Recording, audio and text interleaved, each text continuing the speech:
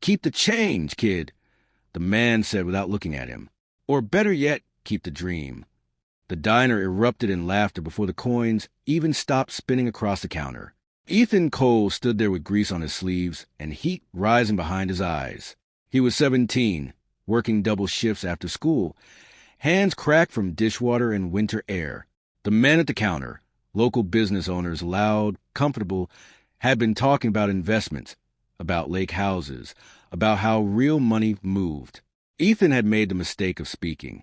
One day, he'd said quietly, "I'll build something bigger than this town's ever seen. And when I do, I'll pay back every person who ever helped me." That's when the laughter started. "You," one of them had said, "you can't even afford your own car." Ethan didn't flinch. He picked up the coins, set them neatly beside the register, and met the man's eyes. "I'll pay you back," he repeated, "when I'm rich." The laughter got louder. Before this story goes any further, take a second to subscribe, because stories like this deserve to be heard. No one in that diner understood what they were really laughing at. They thought it was arrogance, a broke kid making promises he couldn't possibly keep. But what they were really laughing at was a line in the sand. And sometimes the quietest promises take the longest to echo. 20 years later, when a black SUV rolled into that same small-town parking lot, and a familiar pair of eyes stepped out behind dark sunglasses, the laughter was long gone. What replaced it was silence. The town of Millridge had a way of deciding who you were before you ever got the chance to decide for yourself. If your father worked at the lumber mill, you worked at the lumber mill. If your mother waited tables, you waited tables. Ambition wasn't discouraged outright. It was just treated like a childish phase you'd outgrow. Ethan grew up in a narrow house on Pine Street with peeling paint and a porch that sagged in the middle. His mother worked nights at the hospital laundry department. His father had left when Ethan was 10, leaving behind a toolbox and a stack of unpaid bills. There wasn't much room for dreaming, but Ethan dreamed anyway. He fixed broken radios for neighbors. He mowed lawns and saved every dollar in a coffee tin beneath his bed. He read business books he borrowed from the library, even when he barely understood half the terminology. At school, teachers described him as focused. Classmates described him as quiet. The men at the diner described him as delusional. The day of the laughter wasn't the first time someone doubted him. It was just the loudest. After his shift ended that night, Ethan walked home under flickering streetlights. He replayed every word in his mind. Not the insults, not even the laughter, just his own voice. "I'll pay you back when I'm rich." He didn't say it to impress them. He said it because he believed it, not in money, in growth, in the idea that no one stays small forever unless they choose to. But belief in a town like Millridge was often mistaken for disrespect. And the people who laughed the hardest that night would one day wish they had listened more carefully. 3 weeks later, Ethan left Millridge with 2 duffel bags and $1,327 in savings. He didn't make a dramatic announcement. He didn't post about it. He simply told his mother he had to try. She stood in the doorway, arms folded against the early morning chill. "You don't owe this town anything," she said softly, "but you owe yourself a chance." He nodded, throat tight. The bus ride to Chicago felt longer than it was. Every mile stretched the distance between who he had been and who he hoped to become. The city didn't greet him with opportunity. It greeted him with rent prices that made his stomach drop and job listings that demanded experience he didn't have. For months, he slept on a friend of a friend's couch. He worked warehouse shifts by day and studied coding tutorials at night on a borrowed laptop. There were nights he questioned everything. "Who do you think you are?" he'd ask himself. Just a kid from Pine Street. But then he'd remember the diner, the coin spinning, the laughter, not as fuel for revenge, but as proof that small expectations were the real enemy. By year 2, Ethan had landed a junior position at a logistics startup. The pay was modest. The hours weren't, but he paid attention. He learned how systems worked, how inefficiency cost companies millions. He wasn't trying to get rich fast. He was trying to get better. And better takes time. By 25, Ethan understood something the man at the diner never had. Wealth isn't built in bursts. It's built in habits. He lived below his means.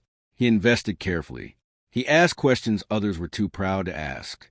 When the startup nearly collapsed during a market downturn, most employees panicked.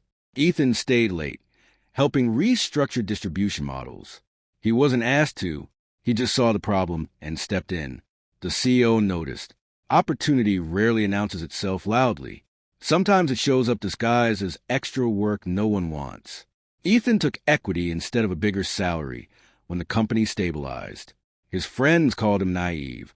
You can't pay rent with potential, one of them said. But Ethan wasn't gambling on hype. He was betting on discipline. Years passed. The company expanded nationally, then internationally. His shares grew quietly in value. He didn't celebrate publicly. He didn't post photos of new watches or apartments. But one evening, sitting alone in his modest condo, he opened his financial dashboard and stared at the number. He wasn't just comfortable. He was wealthy. And the first thing he thought about wasn't a car. It was a promise. 20 years is enough time for a town to forget a boy. But it's not enough time for a boy to forget a room full of laughter. Millridge hadn't changed much. The diner still had the same red vinyl stools, the same cracked window near the door. Ethan didn't rush back. He waited until his mother retired comfortably, until he quietly paid off her mortgage without ceremony. He waited until his success felt stable, not fragile. He didn't want to return as someone proving a point. He wanted to return as someone keeping his word. When he finally booked the flight, he didn't tell anyone. On the drive from the airport, he passed Pine Street. The porch still sagged. The paint still peeled. He felt something settle in his chest. Not anger, not pride, gratitude, because the boy who lived there had nothing but belief. And belief, handled carefully, becomes power. He parked outside the diner just before noon. Through the window, he could see a few familiar faces. Older now, slower. He adjusted his jacket, took a steady breath, and stepped inside. The bell above the door rang. No one laughed this time. For a moment, no one recognized him. Time had broadened his shoulders, sharpened his posture. Success hadn't made him flashy. It had made him calm. One of the men at the counter squinted. You look familiar. Ethan removed his sunglasses. Recognition hit like a delayed echo.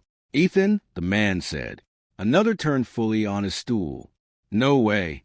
Pine Street, Ethan? The waitress, new, younger, looked between them, confused. Ethan smiled gently. Yeah, Pine Street. Silence spread in waves. He didn't mention the promise. He didn't mention the laughter. He simply ordered coffee. They studied him.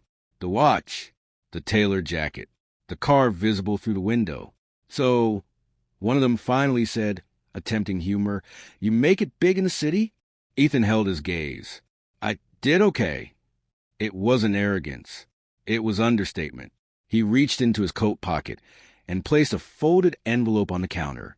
This is for the advice you gave me that day, he said. The man frowned. Advice? Ethan nodded slightly. You told me to keep the dream. The envelope was thick. The room grew very quiet.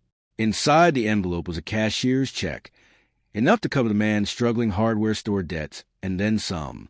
I did some research, Ethan said calmly. Millridge's small businesses have had a tough decade. The man's face flushed. You don't have to do this. I know, Ethan replied. That was the difference. He moved down the counter, placing similar envelopes in front of the others who had been there that night. Not charity. Investment. Each check came with a proposal. Community revitalization funds, interest-free loans, mentorship programs. You're serious, one whispered. I was serious 20 years ago, Ethan said.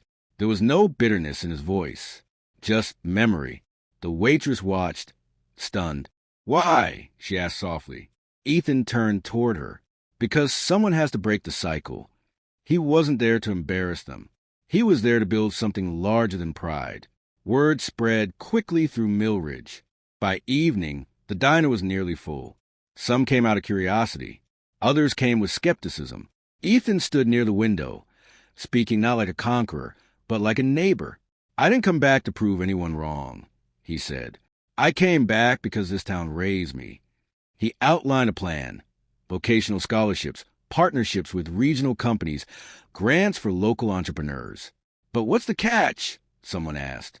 "No catch," Ethan replied. "Just accountability, effort, participation." He wasn't offering rescue. He was offering opportunity. And opportunity requires work. That night, alone in his old bedroom on Pine Street, Ethan sat on the edge of the bed and let the weight of the day settle. He had imagined this moment differently years ago. In his younger mind, returning rich meant triumph, vindication, watching faces drop. Instead, what he felt was responsibility. Money changes circumstances. Character changes outcomes. If he poured resources into Millridge without changing its mindset, nothing would last. He stared at the ceiling and made a decision. He wouldn't just fund the town. He would challenge it. Starting tomorrow. The next morning, he held a town meeting at the high school gym. He didn't stand on stage. He stood on the floor. "I'm not here to save anyone," he began. "I'm here to partner." He spoke about skill development, about adapting to new markets, about pride without stagnation. Some resisted. "We've always done things this way," an older resident argued. Ethan nodded. "And how's that working?" The question wasn't cruel. It was honest. Silence answered him. Programs launched slowly. Not everyone signed up. Not everyone believed. But a handful did. A mechanic enrolled in advanced training. A young woman applied for a business grant to open a childcare center. Small shifts began. The men from the diner volunteered to mentor high school students.